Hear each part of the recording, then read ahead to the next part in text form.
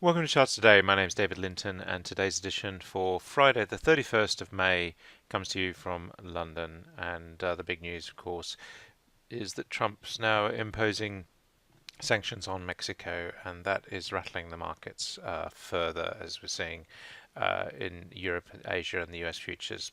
We look at the dollar; it's down slightly on that news, but still bullish on all three time frames. That means also that Eurodollar is still bearish on all three time frames. Against the yen, the dollar is actually quite a lot weaker this morning, so it has fallen away on that news, and the yen being a safe haven, of course. Sterling is up very slightly against the dollar, but still bearish, and against the euro down slightly. So euro and sterling falling pretty much in line with the dollar, and same for against the Swiss franc. Sterling sitting below 127 for the first time in a while.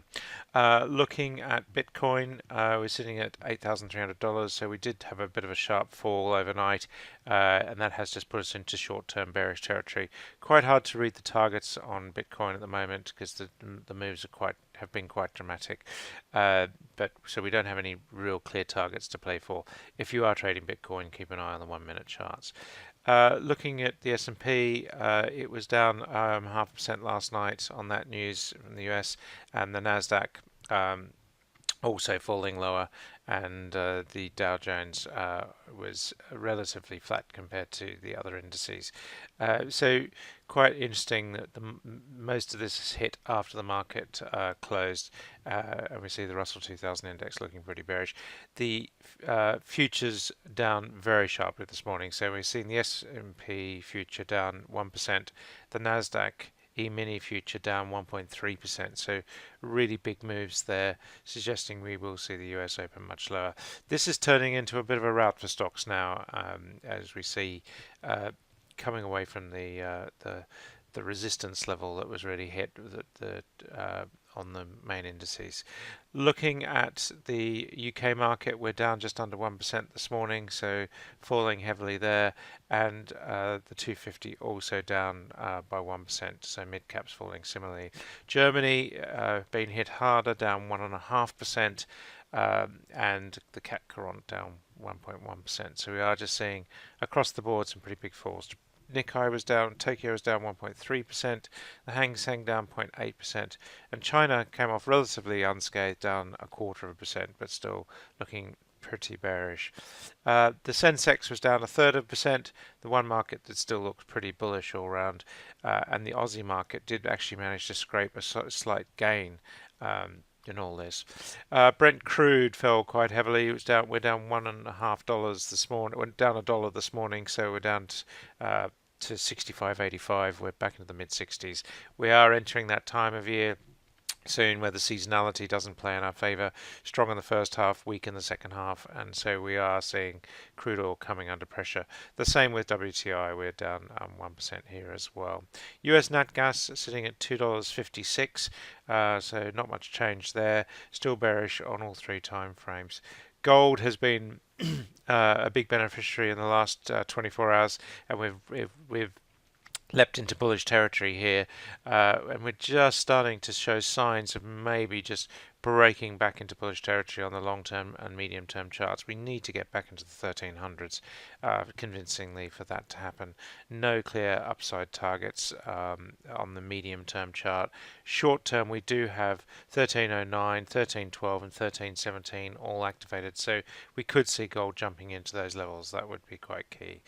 And then silver, also looking quite strong on that news from Trump's move on Mexico, and US 10-year yields sitting at 2.16%. So we've seen sentiment really hitting hard here, and so we are really now gunning for this 2% level. And we do have targets to 201, 178, and these targets being bypassed. We've even got one as low as 1.5% on the long-term chart, but for the moment, 2% is the area that we seem to be gunning for. Taking a look at the individual stocks, No surprises that we had some pretty big falls. The Dow, as we said, was relatively flat. That was helped by some big rises on the upside. We had Intel up 2.6% and McDonald's up 1.6%. McDonald's chart looking pretty good there. The Intel chart not looking so good. We had Verizon Communications. They were down 2.3%. Walgreens Boots, a lot of news up there lately, down 2.2%. That chart's still looking pretty grim. On the Nasdaq, again, we're preparing for big falls today. We did have Z-Links down up 3.6%, but on the downside, we still had some pretty big falls. Mylan and Alexion Pharmaceuticals down 3.6. So really quite key there. Looking at the Aussie market, we saw that we scraped a slight raise. Eclipse Group jumped nearly 30%.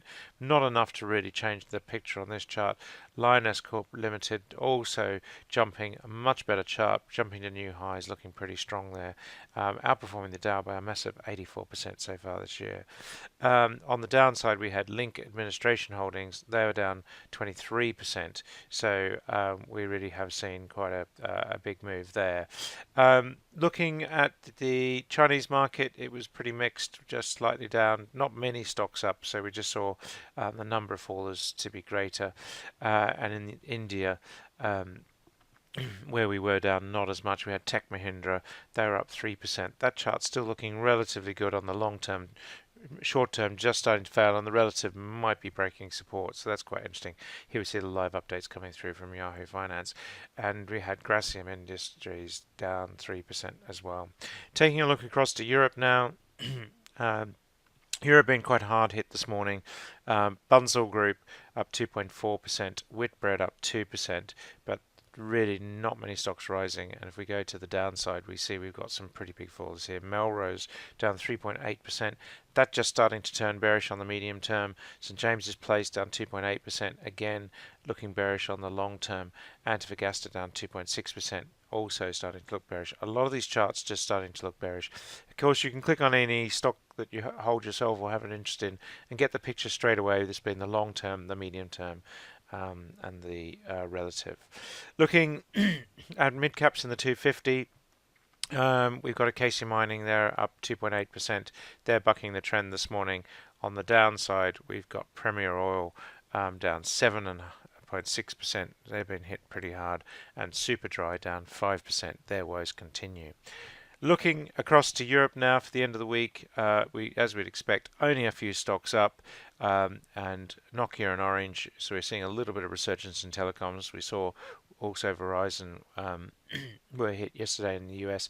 Telecoms here and Deutsche Telekom down slightly. On the downside, it's Banco de Bilbao, BBVA, they're down 3.7%, looking bearish. Volkswagen are really across the board. We're seeing some pretty big falls in Europe. That's it for today. Remember, the US is going to open lower by the looks of things. Not a great week. Until Monday, happy charting. See you then.